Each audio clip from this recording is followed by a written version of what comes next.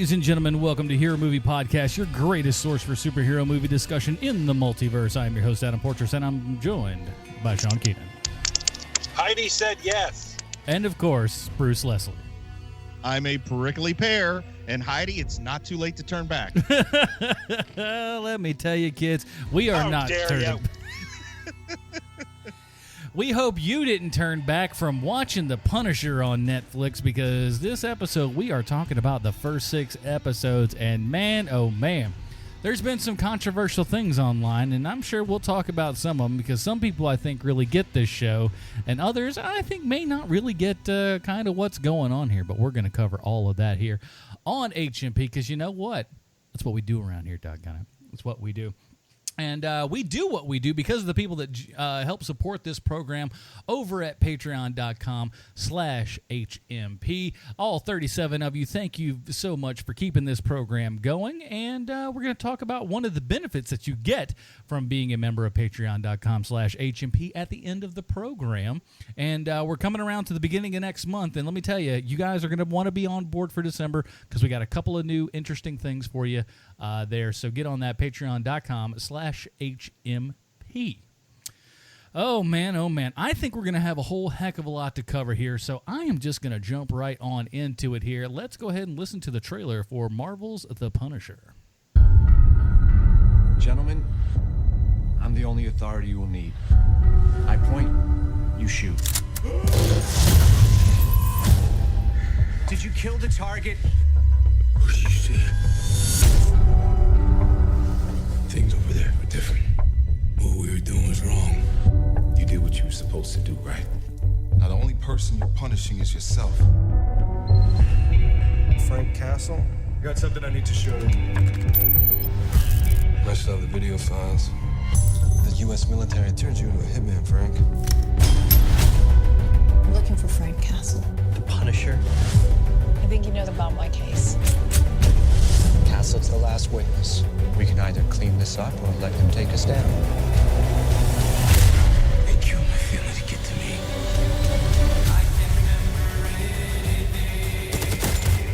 You have nothing but a war inside you. They're gonna pay.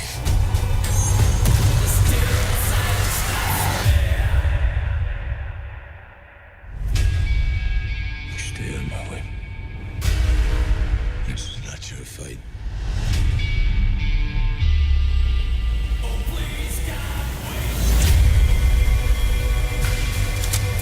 I need to find these bastards and I gotta kill them. So where does that end, Frank? What if you're exposed to them? These men, they decide what the truth is. The same thing that happened to you happened to me. We could make that right.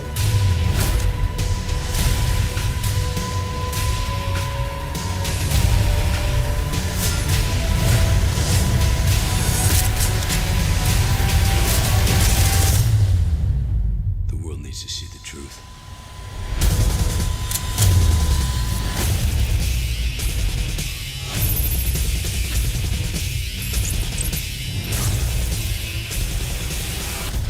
Alrighty, that was the trailer for The Punisher. First 6 episodes here. IMDb plot line.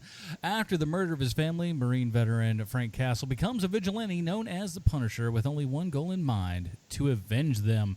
Starring John Barenthal, Amber Rose Reva, Eben Moss Bachrach? Sure. Ben Barnes and many more. Well, we've covered The Punisher on this show a couple of times from a couple different angles. So we really have to only ask ourselves one important question here. It's time for Bruce's comic book connection. Bruce, I know we got a lot to go through here, so I want to see what you chose because I'm curious.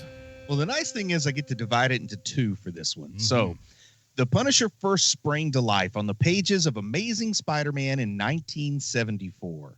But for 13 years, he was pretty much a loner. He didn't have a Happy Hogan or a Rick Jones or even a dead Bucky to come back to life at a future date. Poor Frank Castle, destined to be forever alone. That is until November 1987, when Mike Baron and Klaus Janson created David Microchip Lieberman. His middle name is Linus for the trivia buffs out there. He was a legendary computer hacker in the early days of the hacking business, performing numerous scams and hacks still held in awe today, until one scam brought him too close to real-world criminals, forcing him to go into retirement as a quiet, unassuming businessman. This ended when his nephew, attempting to follow in his favorite uncle's footsteps, was caught and killed after accidentally hacking into the private computers of Kingpin. While investigating his nephew's murder, Lieberman met and started collaborating with the Punisher. He served not just as a hacker and a cyber investigator. Micro also helped Castle manage and launder his finances, set up and equip safe houses, and obtain hard-to-get ammunition and equipment. He also acted as a confidant for Frank, encouraging him to take a personal day every once in a while, maybe try some online dating. Now, as Microchip became more of a fixture in the comics, we started to learn a little bit about his own tragic backstory. His father had been forced to create weapons against his will well before Microchip was born, and he also has an illegitimate son named Louis Frohike. Perhaps most tragically, he has always considered his weight a problem, and you must remember he was portrayed by Wayne Knight at one point. Now, this probably led Wayne Knight to be typecast as a hacker, but it also led Microchip to sign himself into a fat camp. Though it goes unexpectedly, as it turns out the administrators are dealing speed. Seriously, folks, there's a Microchip Goes to Fat Camp issue of The Punisher. Now, when Punisher Warzone launched in 1992, Micro goes so far as to see a psychiatrist and take up acting in theater as part of his therapy. Once again, seriously, folks, there's a Micro Takes Acting Lessons issue of Punisher Warzone. It kind of sounds like Always Sunny in Philadelphia episodes. The one where Micro goes to fat camp. The one where Micro takes acting lessons. Well, after Frank Castle discovers this, the two have a disagreement and Microchip goes into hiding, working as a barman. Ultimately, Castle and Micro have one final fallout just before the cancellation of all three major Punisher titles in 1995. This fight comes to an end in the closing issues of the Punisher War Journal. Micro disagrees with Frank Castle's methods, feeling that Frank has lost sight of their original goals and has gone over the edge. Soon after, Micro then tries to replace Castle with a new hand-picked Punisher, a former Navy SEAL known as Carlos Cruz. Micro and Castle come face-to-face in one of Micro's safe houses in what appears to be a final confrontation. A gun battle ensues between the two former partners. This battle is interrupted by a rogue SHIELD agent named Derek Stone Cold Smalls, who had been part of a program to take down vigilante groups, but had himself become a vigilante. Smalls fires a rocket into the safe house. It explodes, and Microchip dies. Castle moves on, unsure if he would really have slain Microchip himself if it came to it, until a character known as the Hood brings Microchip back from the dead and also offers to bring his son back to life if he helps him deal with the Punisher. It doesn't really go well, and Punisher's deceased family come back as zombies. So that's unfortunate. Well, Microchip dies again when Jigsaw kidnaps him and allows the Punisher to slit his throat. Does it sound like I left a few dots unconnected there? Well, that's because the comics did the same thing. But as it stands, Microchip has passed on to the Great Onion website in the sky because isn't that what hackers do, Adam? Use their bitcoins on onions or something? Yep, you all just go straight to that, or Dogecoins if you want to use those. Those are helpful as well, and they're a little bit more cute if we're honest with ourselves. Hey, I'm fond of the Bitcoin. Bitcoin. It's the greatest currency of all time. Steve Jobs himself couldn't come up with better currency. Now, so we came to Frank Castle the first time being on the Daredevil Season 2, I think of which we all like. Sean Keenan just went out into a highway, I guess. I don't know what happened there. And Sean, you were, I think, of all three of us, you were probably the least of the Punisher as a character fans amongst us. And the Daredevil kind of switched you around from that, yeah? Yeah, at least you're as right. far as this goes. I always liked the Punisher, but I like him as a side dish. Mm-hmm. You know, I don't think that he should ever have his own comic book. He's just not interesting enough. He's more of a force of nature than anything else. But Daredevil kind of changed that. You know, they made him a lot deeper than he is in the comics, even now. Even when Garth Ennis had him, took over the reins. You know, he has a whole lot more to do now. At least in this incarnation, the Netflix Punisher. And so I wasn't really looking forward to the Netflix Punisher because, as I've said to you guys before, you know, he's a great character, but he's a great character in someone else's book. And so I thought it was a mistake to make him give him his own series on Netflix. But I like this series. I think he's great, and I like the characterization of him in this. I don't even like that actor that much, but I think he's great as Frank. He's a really good Frank. What do you guys think? Well, I didn't like John Barenthal mainly because I only knew him as Shane from The Walking Dead. I didn't really know him very well from anything else. And I think it was just because I didn't like Shane. I thought I didn't like the actor, but no, I think he makes a great Frank. I mean, first of all, you can't fake that haggard face he has with all the harsh angles and everything, the crooked nose, the angular cheekbones and everything. I mean, he definitely looks like a rough drawing of Frank Castle in profile. So I think that's very been through good. The meat grinder. Yeah. But I think after watching Daredevil, I probably disagreed with Sean. I thought that the Punisher would be a great character to have his own series. I thought maybe he didn't work as good in the movies because he needed a longer treatment. But after seeing this, I want to go back on that. I think I agree with Sean's original sentiment that maybe he didn't need his own show. Oh, really? Wow. Yeah. Well, we'll get into it. More of it will come when we do the second half. But there were some things that I just didn't enjoy as much. And by nature of the character, I understand that it's not going to feel very much like a comic book property, but I don't know. I felt like I felt like other than the character's name being Frank Castle, this was more like a First Blood television series than a Punisher television series.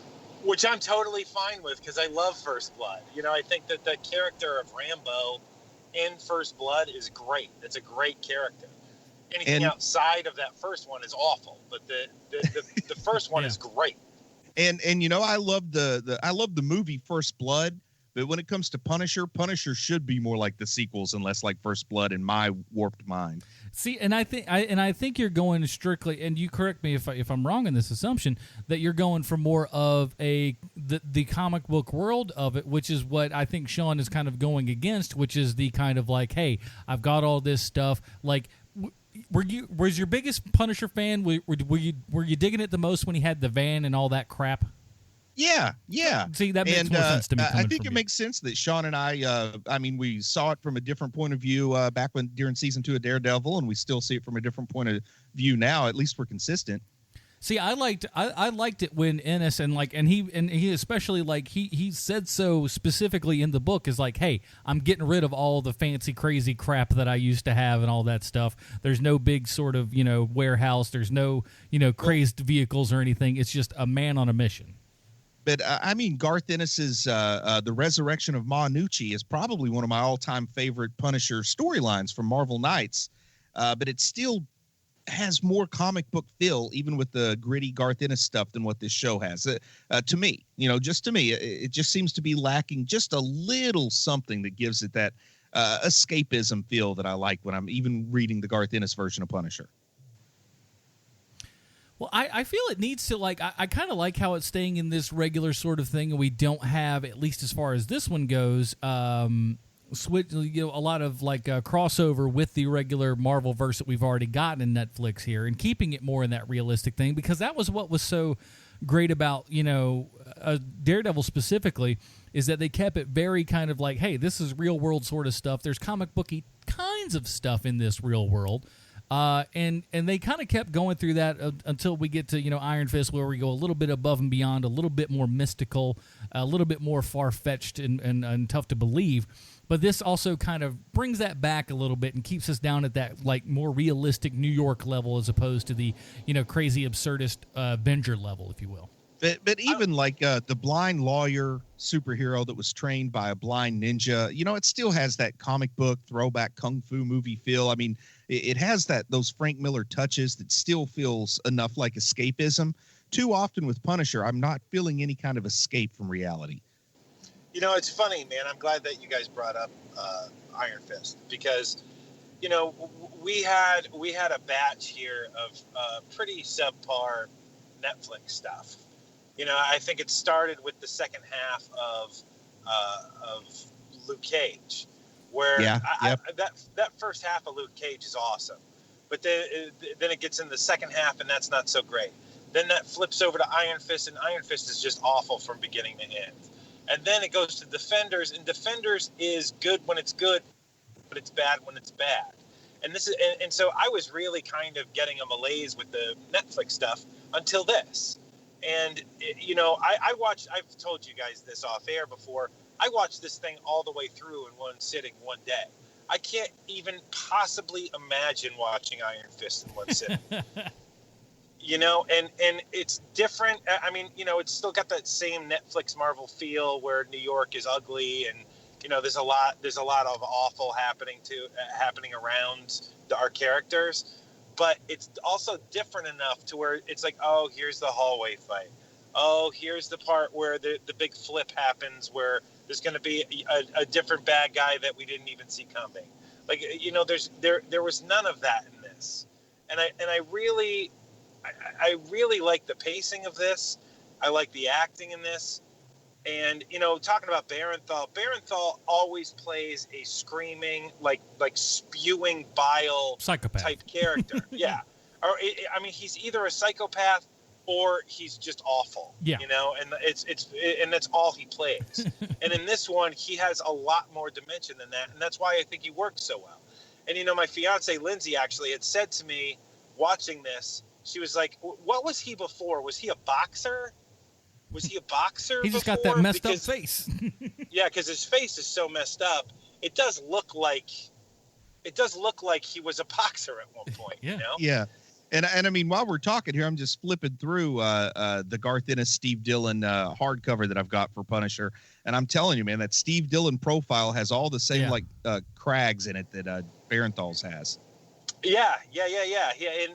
And by the way, was anyone surprised at all when that Welcome Back Frank is name checked in the first episode of the show? I thought it was great. Yeah, even though none of the storyline is there, and also the Nucci crime family gets brought up in the first episode, and I'm really excited because, as I've said before, I really like the Nucci crime family as foils for Frank, and I thought that something along the lines of the resurrection of Mon Nucci was coming, but then that just disappears like by episode 2 almost. I think that's fine because let's be honest, I mean, like Thomas Jane's Punisher movie had elements of that in there, and we don't want to revisit that, let's be honest.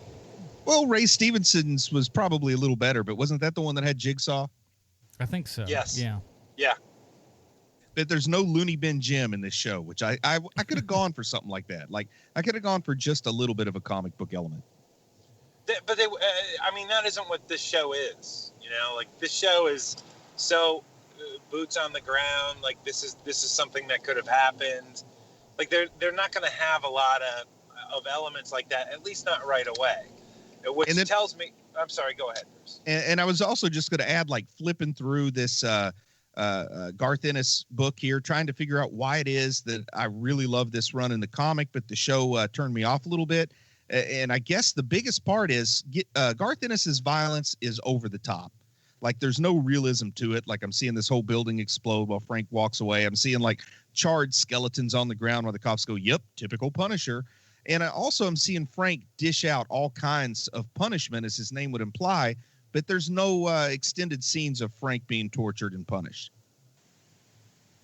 Well, I mean, to a degree, but man, I'll say this, and this goes for the second season of Daredevil plus this season. Has there ever been a character that you can remember in movie history who's taken a beating after beating after beating more than this character has?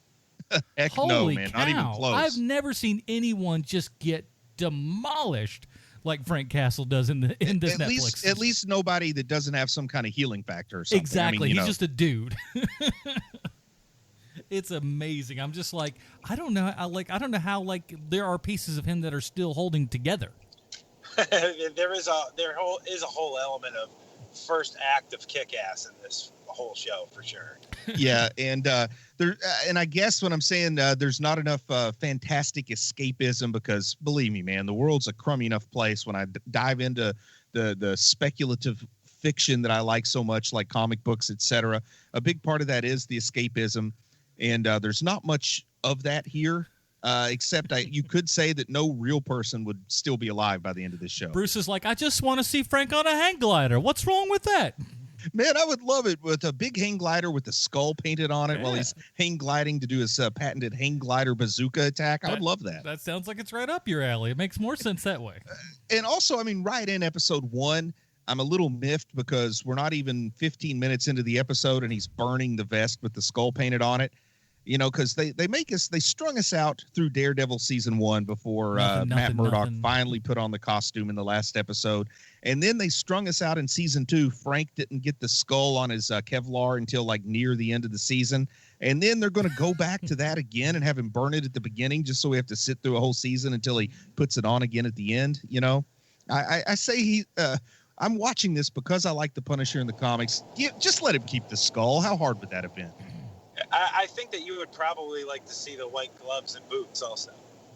You know, they had their day. Yep, I knew it. I knew it would happen, and the belt makes the little teeth down there for the skull and everything. We know what you like. Oh, that'd be awesome. That would be awesome. We know what you like. Come on, man. You guys would have pumped your fist a little bit if in the final episode he just out of nowhere put on the 1974 Punisher costume. Some big old white gloves and boots, honestly, I probably would have freaked out. It would have been so corny and so silly, but yeah, there's a small part of like young Adam that would just be like, awesome. And he just would have said, okay, I'm off to kill Spider-Man. Oh, dude, come on. You guys know, and Barenthal's been hanging out with what's-his-face there, so, you know, the Punisher and Spider-Man have already met. Tobey Maguire? Yes, Tobey Maguire. No, the new kid?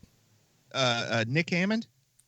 I hate your guts so much. Tom Holland. Jeez. I would like to see John Barenthal and Nicholas Hammond in a movie together. Who would? Yeah, me too. I would like to see if that suit still fits him. Oh man, Punisher needs a sidekick other than Microchip. What do you think about Microchip? How about we go on into that for a minute? Because that was the big tease in Daredevil season 2, is he had that compact disc, that CD-ROM that said Micro on it, and that was our tease to let us know Microchip was coming and he'd have a partner. What did you think? This guy, you said his last name was Bacharach. Is that right? Yeah, Burt Bacharach. He's Burt Bacharach's son. I'm making that up, but that's what I'm. There's a connection there. That's what I'm going with here. Son of Burt Bacharach, the greatest songwriter of his time, Burt Bacharach. Indeed, what the world needs now, my friends. No, I don't think so. But I did like this Micro, a little bit different from what I was expecting. You know, the long hair, the shaggy beard, the guy that's literally been underground for a year and hasn't had a haircut or a shave, and he's slender, not quite Wayne Newman Knight, but I can get behind it. I want more naked Wayne Newman in my life. Can we make it happen, please? Of course, in my head canon, you see, Newman escaped from Jurassic Park and went on to become Micro. I really like this character of Micro, and I like that they call him Micro and not Microchip. And I like that, and I like that, you know, you see how resourceful he is on his own. You know, because that's one of the things that I think that the comic books don't really show you very much. You know, in the comic books, he's more of like an oracle kind of a character where, I really kind of can't do this on my own, but I can feed you information. Whereas in this show, they do a very good job of not only showing you that he can do this on his own, but he is a positive boon to Frank. You know, when he throws when he throws that drone up in the air, it was like, oh, that's a really clever use of that guy. You know, his skill set. And I liked it. Yeah, I liked it a lot too, man. I like the actor. I think he did a good job. He definitely has a Serpico kind of feel about him, though. I don't know how to put that into words, but it's a different take on the character Micro, and it works in introducing the family and that whole weird dynamic of Pete Castiglione, spending time with Micro's family while Micro's watching on the cameras and can't do anything about it. I thought that was a nice dynamic. When Karen Page shows up, man, I thought that was nice and fresh. That's really the only thing that ties this with anything else in the Marvel universe. None of the other. This is the first time we don't get a Claire Temple cameo, which I'm okay with. I think that that's run its course at this point. We already have the big Defenders show. Yeah. Let's start something new and having this be, what would you call this, phase 2 of Marvel Netflix? I think so, man. I think so. But there was a moment, when Micro is taken, it's like episode 5 and 6 when Frank's hurt pretty bad and Micro takes him to his buddy Curtis to get fixed up, where just for a moment I thought, okay, so here's where we're going to get the out of the blue. Karen Page is going to bring Claire Temple to patch him up, but that didn't happen. I was glad for that. I think that she's great for the through line for the first phase. Let's do something else for the second one. Mm-hmm. And I also like it that it's something for Karen Page to do. I like that actress a lot. I think she does a great job. I think Karen has become a character that deserves her own light to be shined on her in the Netflix series. I think she's a much more positive character than she is in the comics. Unfortunately, there's not a real good place for her in Daredevil because the whole romance between Karen and Matt is probably never going to go down. So having her have this unexpected closeness, this compassionate closeness with Frank Castle is really sweet here. I liked it. Yeah, me too. And she is. There's something about that actress that when she's on screen, you're like, oh hey. It's not like whenever you see what's the scumbag that's in all the Netflix shows, the drug dealer and Turk. Turk. Yeah. When Turk is in it, it's just like yeah, okay, there's Turk. That guy. Yeah. Turk, has to get beat up in every Netflix show. That's like the rule, and it's kind of fun. Why are you beating me? But I almost forgot that Turk was in this until Sean said something. That's how little impact his appearance had on me compared to Karen's. And that's what I mean, is that he is that low level of of a character, or maybe it's the actor himself. I don't know, but he doesn't add anything by bringing him in again.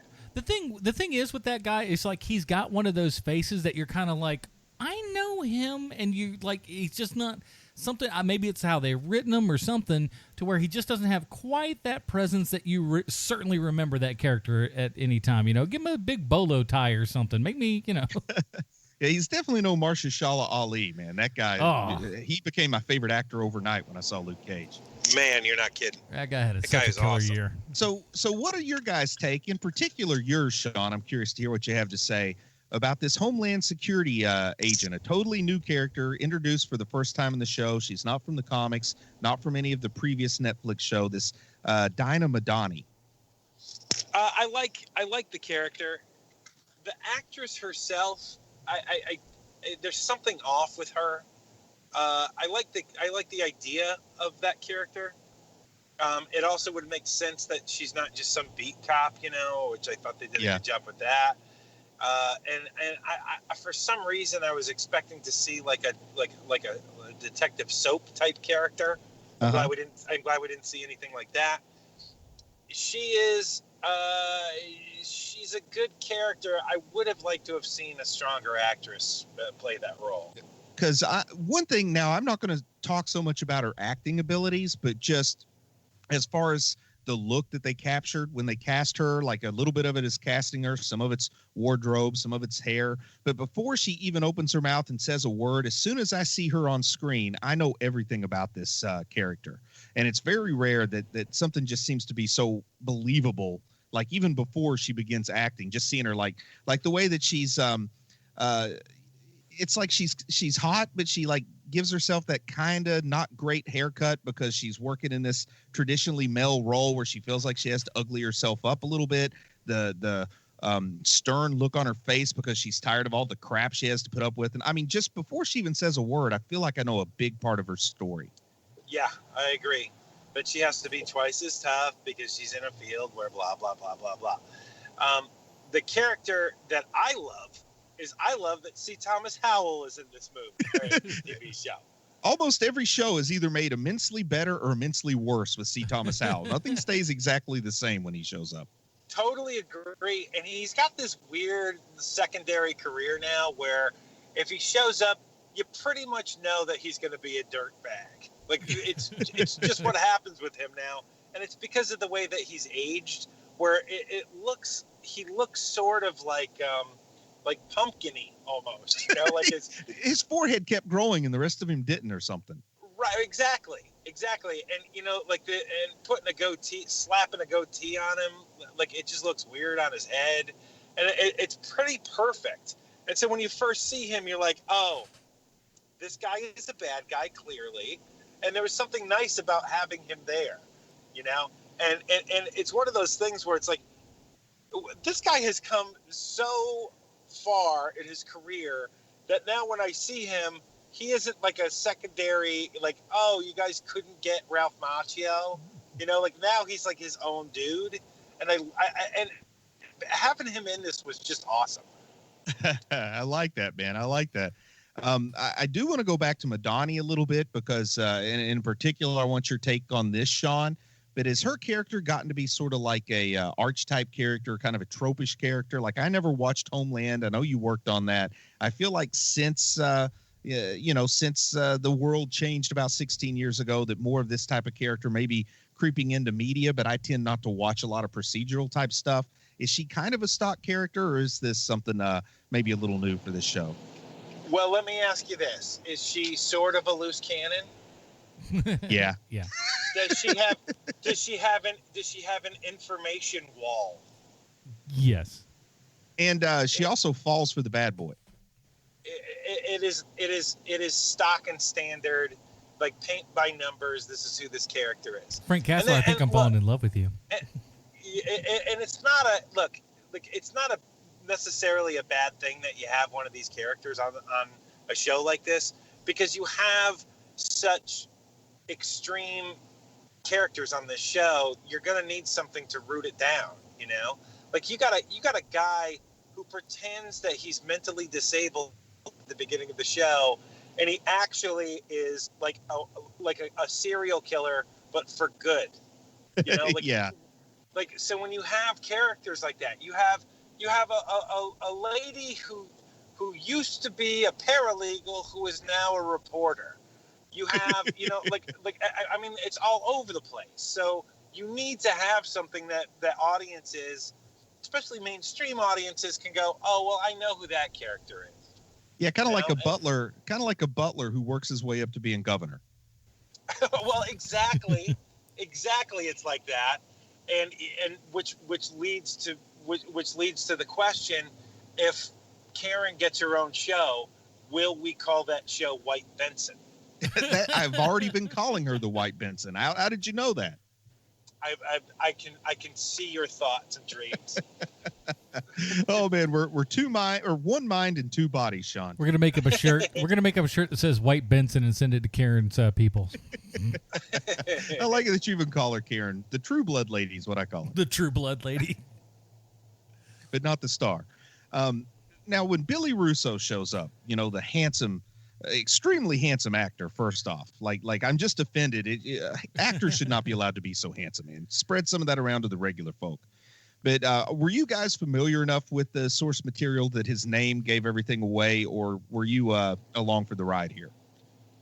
I did not know. I did not know his real name, and I, to the point where I didn't even know who he was supposed to be until the very end of the show.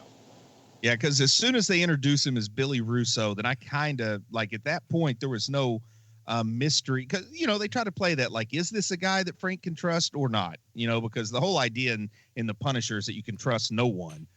So I guess, you know, you're not going to trust anyone except maybe Madani and Micro. But, you know, there was no mystery to me because Billy Russo, and you know, maybe they could have pulled a fake out on me and had him not be who he was in the comics. But I felt like as much as they tried to misdirect that somebody else was going to be the big bad, just as soon as I heard his name, I kind of knew where that was going. I saw him walking in, and I was just like, this man is far too good looking not to be one of the main dudes in this thing.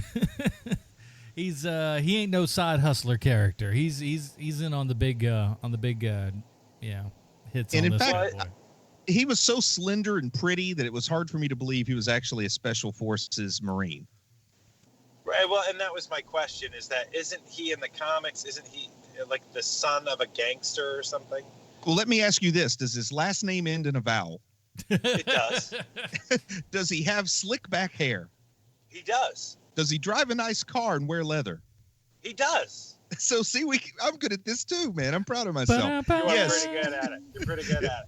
You know, comic books are never known, at least until very recently, comic books were not known for their progressive treatment of ethnicity. So if you were Italian, you were either a gangster or a cop trying to break gangsters. Hey, you could also own a pizza shop.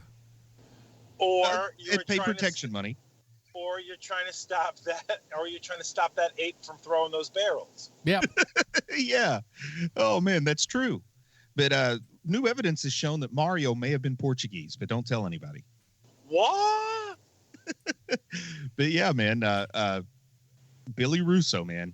I guess he could have been a boxer too that refused to take a dive. I think Italians were allowed to do that in the comics. Are you Italian? You seem like a guy that would be disreputable and take a dive for some money. Well, see, he takes the money, but he doesn't take the dive. That's what happened to. You're even. Oh, no, that's what the Irish guys do. Never mind. I'm getting my comic book stereotypes crossed. Get it right. The Italians they dive real good. They got my ma. Not Manucci. But yeah, Billy Russo from the Russo crime family. I like how they and I liked all the flashbacks that they kind of did to really, give us some proper backstory and stuff like that. I thought all of that kind of stuff was handled really well in the show. And I think some of the best part about the flashbacks is they found a way, even though the character's dead, to let us see a little more Clancy Brown, because the show can never have too much Clancy Brown. Nope. Here. And, it also kind of slowly explained what's going on with this Rollins character, because Rollins is sort of a comic book type character. And, I think they suffered a little bit from maybe too many big bads, because Rollins is kind of a big bad also. And then they throw in something in the second half of or I'd say the middle portion of the season that just kind of, it's like a tangent bad guy, like a side quest before they get to the end. It almost felt like maybe this would have been okay at 9 episodes instead of 13. But what'd you think of Rollins, man? The guy with the scarred up eye.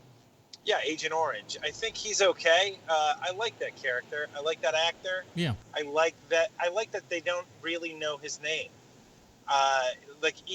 Even after all this time, they still don't even really know who that dude was. Yeah. And I especially like the fact that the guy plays it that he's the hero. There's something really great about a bad guy who's like, look, I do what's necessary to protect our country. Well, I mean, all the best bad guys are like that, right? Oh, without a doubt. But there's usually not that subtlety in the Punisher. Usually the guy that the Punisher is up against is like Bazooka Bob. He's the one selling 14-year-old prostitutes to get money to buy heroin so that he can sell the heroin to school kids who then take bombs and blow up the church. I figured out a way just doing the good stuff. I figured out a way to have a car work on human misery. And combustible kittens. Exactly. I've created a breed of combustible kittens. So it was just surprising to see that in something like this, Yeah. And it was nice, and it's one of the reasons why I like the show so much is that, oh hey, that guy's coming back later. They still don't even know that guy's name yet, and it was, and I love, that actor is one of those character actors. You just see him in everything, and you know that you know him, but you can't even remember where you know him from. Almost it's like when you can't get Jeffrey Tambor, you get this guy. Almost. I couldn't help but think of Tambor's character from Hellboy. But that was before he was capital J, capital T.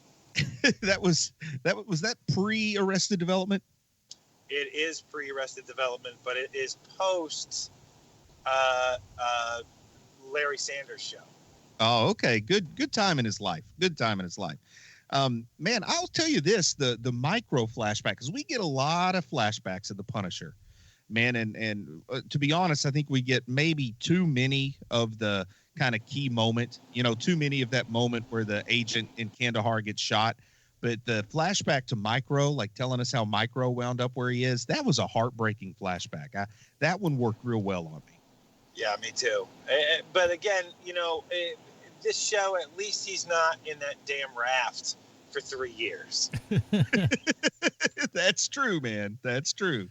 But the cool part is, too, is like, I like how they kind of subverted what I was originally thinking, because when we start to see Frank's early flashbacks and everything, a guy comes into the room and kills his wife. And for us that know about Punisher, it's like, well, that doesn't make a lot of sense. And then we find out later, it's like, no, this is all, in his head. These are things that I thought that was a really neat little twist that it felt very Dark Knight, where I was just like, that's not how it happens. And I go, oh, I see what you're doing. Good. Yeah, I'm with you on that one. I was trying to puzzle that out. I didn't quite get what was going on there at first. Yeah, it was clever. But, I guess we move into getting weapons from Turk. And, this is where Turk pops up here around episode 4 or 5. And like I said, it was pretty forgettable that Turk showed up. But we do get to see Micro helping Frank out. And they start to go from this more antagonistic but tolerant relationship that they had when Frank first found where Micro was at to a more partnership here. Even though it stays an uneasy partnership until the very end, if you ask me.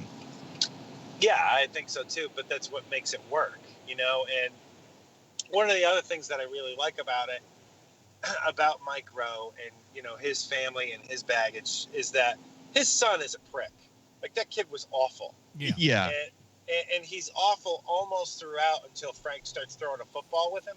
But there's something great about, like, like, the kid isn't precocious. Like, the kid is just awful.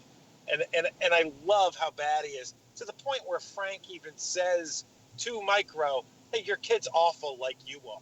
Yeah. Like, that is a really, really great moment. And just needs to, get them together and just be like, hey, look, I'm gonna whoop up on you if you don't, start acting, like a human being over here. And the kid's like, oh, well, yeah, maybe not for nothing. The kid had quite a traumatic little experience. Well, yeah. And also, man, it might be, this might be in the second half. I hate to break too far ahead, but there's one part where Frank's throwing football with the kid and he goes, my man. And I had a little Aquaman flashback. Gosh, that's right around the time. You're fine. Yeah, but, right towards episode 4 or 5 is when Billy Russo and Agent Madani start getting familiar with each other in the biblical sense. Mm-hmm. Come up with a euphemism, Bruce. Yeah, they're missing out on these euphemisms. Our listeners have actually said they miss Bruce and his wild and mystical, witticisms. What do you got? He comforts the pain of her bandaged bosom in the last way one would imagine to do it. What are you, a Harlequin novel? Yeah, man. Her chowder buckets are all strapped up when they're, doing That's what people wanted. If I could steal one from Dave Letterman, those two would cave dive in with Uncle Stinky. Oh, man. That's even better than Burgess Meredith. I like it. You had to say it a bit more of a gravel, but it works. Here's the thing. This show, for a show that has a lot of getting down in it, they really made sure to have absolutely, zero naughty bits, and everything is placed just so. Yeah, man. It is insane how graphic the sex is without seeing any nudity. You're right. That has got to be record setting. It's a little weird. I haven't seen such sophisticated use of an ace bandage since I watched Boys Don't Cry back in like 99 or whenever that came out. I didn't see the end of that movie. How's that turn out? It's a happy ending. A bit different. No, it's not a happy ending, folks. I'm trying to yank Sean's chain. It's not. It's Sun and Roses, that one did. And just so you know, everybody, that was a meatball. I just set Bruce up with a meatball. It goes about how you'd expect in Nebraska. Well, there you go. A Nebraska fan, send your the laundryroom@gmail.com. Go Huskers. Now let's talk for a minute about this, because this seems to be something that I think a lot of I think there's a lot of split stuff here that I've seen from critics and whatnot. Some people are saying it's a great program. Others are saying this show missed the mark on having to say something new or something at all, rather, about violence. And I think that this show is spectacular in that fashion, in that it says so much. And anyone who doesn't see what this show is saying, I think, is out of their mind. Now, here's where I come down on that, Adam. I think this show acknowledges that people are doing stuff and that stuff is happening, but it works very hard not to take a position on it. I think it just shows you what's there. And here's the thing for me is that the show, it is super violent. Now, I like violent programs, violent movies and stuff like that. I enjoy watching a John Woo movie, right? People are getting shot up everywhere. It's a blast. It's fun, right? Violence can be fun when done in the right way. There's no fun to this violence in my book. I think this is shown You're right. I'll agree with you there. Maybe that's part of my complaint that I didn't realize is I like my more frivolity in my mass murdering. Right. This is very realistic. Things happen. It is violent. It is gory, and they show things how they would be, more or less, and it puts it in this reality that, hey man, Frank Castle is not a good guy. Frank Castle is a very damaged individual who has a lot of problems. And I don't think that they shy away from that. And I'm racking my brain with these people that just don't understand what this show is actually saying, or that it truly is actually saying something. I think it says a lot about how we treat veterans and how we, treat mental disability and things like that for these guys that have gone off and seen such, things that we cannot imagine and come back and very often do get treated horribly. And but I think, though, that to me, I kind of juxtapose this in my mind with Jessica Jones. And Jessica Jones, I felt, made a pretty strong statement about sort of the post-traumatic experience of somebody from a terribly abusive relationship and shared something and made a statement about it. I feel like here they only acknowledged it on the most superficial level and then used it as a plot device. I think that you could tell how much more personally the showrunner on Jessica Jones felt about her topic than the showrunner on this one felt about this show's topic. Because I think this, to me, is a little less black and white than that. Because the Punisher, while being let's be honest with ourselves, he's a horrific, psychopathic murderer. That's what he does. Now, he does what he does for a good reason, and if he did not do those things, more evil would come of it. Does that make what he did right? How did he get to this point in the first place? And I think it is, as far as from a societal standpoint, it's so wide open as to, we really don't know. We really don't know, sometimes where a particular line is or how to solve a particular problem, because frankly, there may not be a real good answer just yet. I think that this show makes a complete stand on violence. I think that this show is completely pro-violence because every law enforcement officer on the show takes Frank's side. Every single one of them. I mean, even our main character by the end is like, get out of here, Frank, yelled so-and-so. They're not even hiding it. I don't think that they're trying to mask that violence is bad.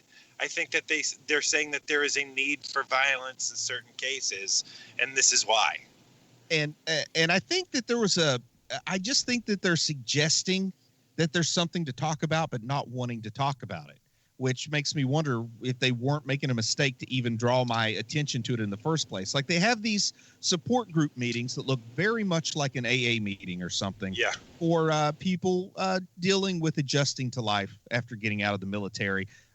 Curtis, who I think is a great character, the way that he's given here, he's one of the characters that I really liked. Everything about him, the fact that his violent past has made him a pacifist to a fault. I like that kind of character. Mm-hmm. I like his positivity, even with his prosthetic and everything. I even like the actors. I like the way he says insurance instead of insurance. Like, I like the guy. But they have this meeting suggesting that there's a place for healing for the folks who've been damaged, by their experience with the military. And I think that by the end of this, that meeting maybe needs to help Frank deal with his issues, and it doesn't. I think something positive needs to come from those meetings. I think some reason, that's like Chekhov's support group that doesn't pay off. The only thing it does is it introduces us to at least one character suffering from PTSD that probably paints more negative stereotypes of a veteran who's struggling to readjust than it does to help any kind of healing. Not only that, but the self-help group itself doesn't help a single person. The one person that it was supposed to be helping, it actually made worse by introducing the big fat guy who wasn't actually in Vietnam. And exactly, man, exactly. And then I hate to jump too much into the second season, but not only does the show offer sort of a metaphorical debate on Second Amendment issues, but they have a literal debate on Second Amendment issues as this show progresses, where they take absolutely no stand because they don't want to alienate half their audience. But I think what happens is each half thinks that they're taking the other half's position by not clearly taking a position. I think they may risk alienating all their audience. But I think that's reality, though. I see that as very much a reality sort of thing. And you might think of that as reality, but just turn on anything where people from different sides of the aisle are debating something and they don't treat each other with any kind of respect or any kind of modicum of decency like they have in this show. Oh no, I'll grant you that. You don't bring that debate to your show unless you've got an angle to play on it, because you bring it in and just leave that as a hanging thread, and everybody's going to think you're taking the other team's side. You know what I'm saying? Like, no matter where you come down on it, you're looking at it because they didn't come out and support what you think, that they must be supporting what the other team thinks. Well, see, that's what I like about it, though, because here's the thing, because that's what I've seen in articles written by people. There's some people that say, hey, you said nothing on violence and guns and gun legislation and things of that nature, and I've heard others saying, hey, man, You totally, told those, left-wing, jokers to go ahead and we can do whatever we want with our guns. So there are two sides that think completely different things about this. And I think that's where, to me, it's like if both sides think you're evil, you're doing something right. Oh, so that's why you approach life the way you do, Adam. Yeah. Darn straight. As long as you're pissing everyone off, you're okay by it. Ding, ding, ding. Chicken dinner on that one, my friends. Hey, it worked out for Mel Gibson in the end. Hey, look, he's got his second career coming on there, Daddy's Home 2, a great movie. It is. I enjoyed it quite a lot. Check out a review over at the Film Fund. Go check it out, man. Just dropping plugs. You know how it is. Speaking of dropping things, we need to drop our... Wait a minute, that doesn't work well. How does this... You need to drop your pants and tell us how this connects to Sylvester Stallone. Drop your cellular telephone on the ground, pray that the screen doesn't crack, and listen to how this here program relates to our good friend Sylvester Stallone. Why, thank you, Adam. I have a prepared statement. Mm-hmm. Remember when the Stallone connection each week was Get Carter? Yes. It seemed like there was a tear in the space-time continuum, and everything ended up relating back to Stallone's 2000 movie that no one anywhere has ever seen ever. Well, it turns out we might have a new one, because this week's Stallone connection is the same exact one as last week's, 2008's Rambo. A movie we never referenced before last week now gets another name check thanks to the talents of Paul Schultz, who plays the role of Agent Orange in Netflix The Punisher. Now, Paul Schultz is one of those guys who's been around Hollywood for a very long time. His first job being a movie from 1989 called The Unbelievable Truth. It looks like something that might be a softcore porn movie, but I'm totally unwilling to do the legwork on a movie where John Robert Burke gets second billing. If you don't recognize that name, then you are clearly not a fan of the guy who played RoboCop in RoboCop 3. And you know what? Good for you. No one should be a fan of that movie. But let's get back to Paul Schultz. He's in a ton of movies with names like Alien Fury, Countdown to Invasion, and Strong Medicine. But he also had a foot in some good projects like Spike Lee's criminally underrated Clockers and Panic Room. But not done by Spike Lee, by the way, Panic Room. That's But it's a good movie. Yeah. But it's a good movie. Anyway, in case anyone had any questions. Anyway, but he's probably best known to most people as the priest from The Sopranos that kept seeing if he could drill ladies and then not do anything about it. Now, for Rambo, he plays the role of Michael Bennett. And while I've never seen Rambo, I'm going to guess he did a great job in the role because the guy doesn't do bad work. He's just a solid actor doing good work. And I can't wait until we get to the point where people start knowing his name instead of just being that guy from that thing. Because I'll be honest with you, I've already forgotten the man's name. It's Paul Schultz. It's Paul Schultz. So there you have it, HMPers. This week's Stallone connection. Now, Jigsaw and Cordite, let's review the first half of The Punisher so we can continue being awesome.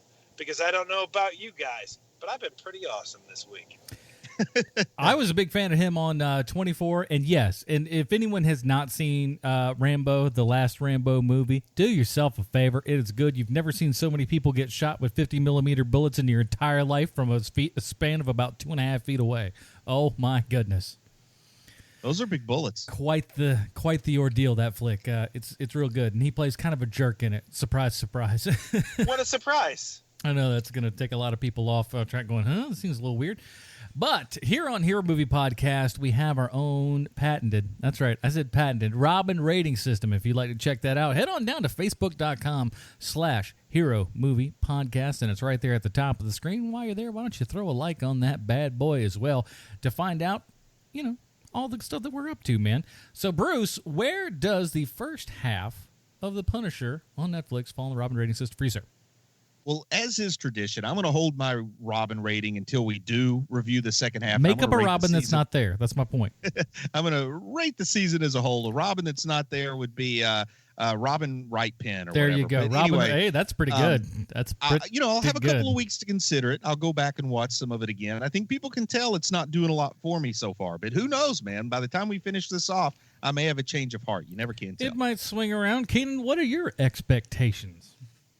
I think that this might end up being a low Tim Drake for me. I really enjoyed this show so far. Hint, hint. I'm on the Tim Drake fan so far, and I'll be honest with you, I've only seen like 8 episodes, so I'm still missing a couple. Purposely not been watching them on account of this here program. I didn't want to be swayed. I didn't want to be swindled. If it weren't for the fact that I know you so well, I would call you a consummate professional. But stronger heads prevailed. You're smart in that direction. So we'll talk about this come the beginning of the year because we have so much planned, everybody. So much planned for this thing. We are already through the end of the year. But remember when at the early part of the show I was talking about the people that go down to patreon.com/HMP? You know those fine folks? They actually get to vote on a movie that we watch, and they have voted. And let's look at the old tally. Well, let's look at which ones they had to choose from. We had The Mask, Barbed Wire, From Hell, and Surrogates. Well, it was an interesting choice here. Let's tally them up. Smoking! That's right, everybody. We're going to be reviewing Jim Carrey's The Mask. Oh, no. Oh, no. Cameron Diaz is in that one. Cameron Diaz is pretty good in that one, right? If people think that I'm harsh on the Crow, oh, no. Well, man, maybe we've got a new tradition. There's another Mask movie out there, Sean. Hey, who knows? Who knows? But, an overwhelming majority, actually, on The Mask. More than double the votes of the next two. Barbed Wire and From Hell were tied up, and this one got double than both those. So, yeah, it was a yowza, man. The comic book connection is going to be a lot of fun because there's some noteworthy differences between the two that I think I'll enjoy discussing. Where's Walter? So we will be talking about that next week. And if you would like to get on more of the good, clean fun that is patreon.com/HMP, we're coming up on the beginning of the month. That's when it'd be best if you go down there and get on board because we got some new stuff for you, and including a little special thing I have designed, wishing you guys a Merry Christmas. You got to be able to go down to patreon.com/HMP to check that out. And we'll get you more and more stuff, including the pre- and post shows. In the meantime, Bruce, where can we find more of your work on the internet, sir? I'm always telling folks about Nerd Spawn Genesis, the latest book that features 3 lovable comic book nerds and diehard podcasters that are fighting the forces of evil with the assistance of Little Still in order to protect the sanctity of John Malkovich's oatmeal. Amen. Really, that's the story. It has it all. $2.99 for the ebook on Kindle. It's also enrolled in Kindle Unlimited, so subscribers can read for free. And $7.99 for the paperback. Check it out. Do yourself a favor. It's good fun. You cannot go wrong. And let me tell you, it is fun reading that book for me specifically because there's so many like little tiny one-liners and little things that will mean absolutely nothing to everybody else, but I just go, oh, that is a direct reference to my life, and he knows that. It's just like, Adam references his car being noisy. That doesn't mean anything to you people as the readers, but I go, hey, my car is noisy. That's right. I've ridden in said car. That's how he knows. So it makes a whole heck of a lot of sense. Keenan, anything interesting happened in your life? Just same old ho-hum? So same old ho-hum. I just wrote a new book. Oh, awesome. It's called Dianetics 2, Where We Went Wrong. You can find that through all the things that Bruce just said about his book. And you can reach me on Twitter at Hero Movie Sean. And, of course, my other show, The Film Find, at thefilmfind.com. New release reviews every single week. We've got so many big things coming up on the pipe here because, man, oh, man, this week was lousy with tons and tons of movies to go watch. And we watched a good chunk of them, so go check that out. Nerd Talk Now, nerdtalknow.com. You guys know all the drill and everything, man. Thank you guys so much for listening. Thanks for subscribing. Thanks for joining us over at patreon.com/HMP and helping this train keep rolling along. Until next week when we review The Mask, for Sean Keenan and Bruce Leslie, I'm Adam Portrais. Stay super, everybody. Bye, Marty and Edie.